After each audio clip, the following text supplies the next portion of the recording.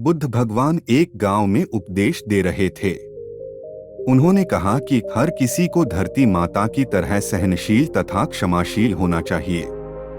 क्रोध ऐसी आग है जिसमें क्रोध करने वाला दूसरों को जलाएगा तथा खुद भी जल जाएगा। सभा में सभी शांति से बुद्ध की वाणी सुन रहे थे, लेकिन वहां स्वभाव से ही अतिक्रोधी एक ऐसा व्यक्ति भी बैठा हुआ था जिसे ये सारी बातें बेतुकी लग रही थी। वह कुछ देर ये सब सुनता रहा, फिर अचानक ही आग बबूला होकर बोलने लगा, तुम पाखंडी हो। बड़ी बड़ी बातें करना यही तुम्हारा काम है। तुम लोगों को भ्रमित कर रहे हो। तुम्हारी ये बातें आज के समय में कोई मायने नहीं रखती। ऐसे कई कटु वचनों सुनकर भी बुद्ध शांत रहे। अपनी बातों से ना तो वह दुखी हुए, ना ही कोई प्रतिक्रिया की। यह देखकर वह व्यक्ति और भी क्रोधित हो गया और उसने बुद्ध के मुंह पर थूककर वहां से चला गया।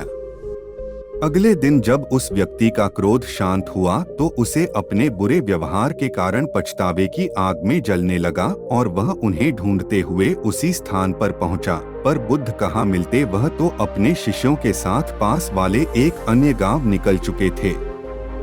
व्यक्ति ने बुद्ध के बारे में लोगों से पूछा और ढूंढते ढूंढते जहां बुद्ध प्रवचन दे रहे थे वहां पहुंच गया। उन्हें देखते ही वह उनके चरणों में गिर पड़ा और बोला, मुझे क्षमा कीजिए प्रभु। बुद्ध ने पूछा, कौन हो भाई? तुम्हें क्या हुआ है? क्यों क्षमा मांग रहे हो? उसने कहा, क्या आप भूल गए? मैं वही हूं जिसने कल आपके साथ बहुत बुरा व्यवहार किया था। मैं शर्मिंदा हूं। मैं मेरे दुष्ट आचरण की क्षमा याचना करने आया हूं। भगवान बुद्ध ने प्रेम पूर्वक कहा, बीता हुआ कल तो मैं वही छोड़कर आया गया और तुम अभी भी वही अटके हुए हो। तुम्हें अपनी गलती का आभास हो गया, तुमने पश्चाताप कर लिया, तुम निर्मल हो चुके हो। अब तुम आज में प्रवेश करो। बुरी बातें तथा बुरी घटनाएं याद करते रहने से वर्तमान और भविष्य दोनों बिगड़ते जाते हैं। बीते हुए कल के कारण आज को मत बिगाड़ो।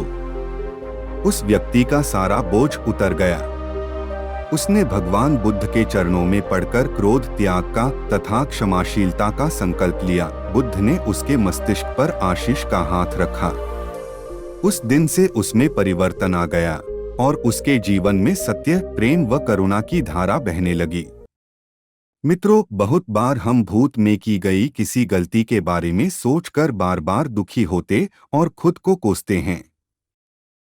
हमें ऐसा कभी नहीं करना चाहिए। गलती का बोध हो जाने पर हमें उसे कभी ना दोहराने का संकल्प लेना चाहिए और एक नई ऊर्जा के साथ वर्तमान को सुदृढ़ बनाना चाहिए।